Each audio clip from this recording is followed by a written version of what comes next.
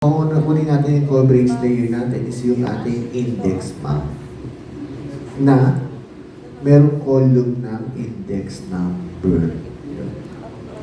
Again, Atlas settings.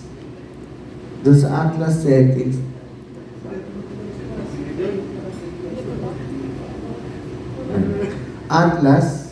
generate an Atlas. Coverage layer is yung ating index map, and then yung page name natin, kukunin natin yung column ng index number. Then pwede natin i-click yung sort by. Automatically isasort na yun natin siya by index number para sunod-sunod siya ng 1, 2, 3, 4, 5, 6. Kaya nag-create ako ng number na yan. Yeah. Pero Para naka-arrange siya, naka-sort siya sa 1 to 10. Yeah. Once na-set na po natin yung rules dun sa generic sa Atlas natin, pwede na natin balikan yung item properties ng map 1. Para ma-select yung map 1, click nyo lang po itong map, then item properties, and then baba po tayo dyan. Yung Atlas na dito na controlled by Atlas, pwede na natin i-select.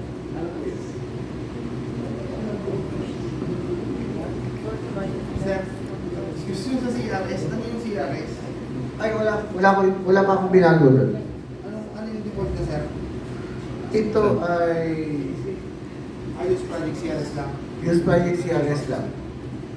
Pero mamaya, sasend natin yan. Pwede natin set yan sa WSA para naka-decrease 8 seconds yung value niya. Yun.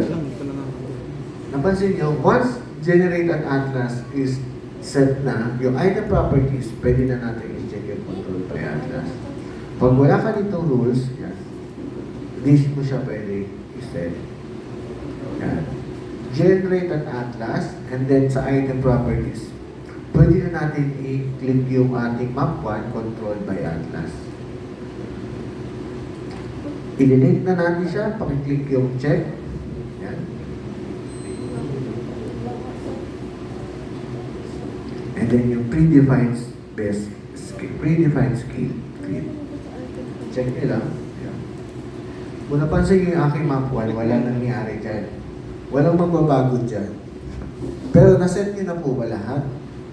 Atlas, nakapag-set na po ba kayo sa Atlas? Generate an Atlas using layer ng index map and then yung column ng index number. Sort by the index number and then yung item properties. Check lang yung control by Atlas and then predefined scale best fit. Lahat po ba meron na? Lahat po ba nakasunod?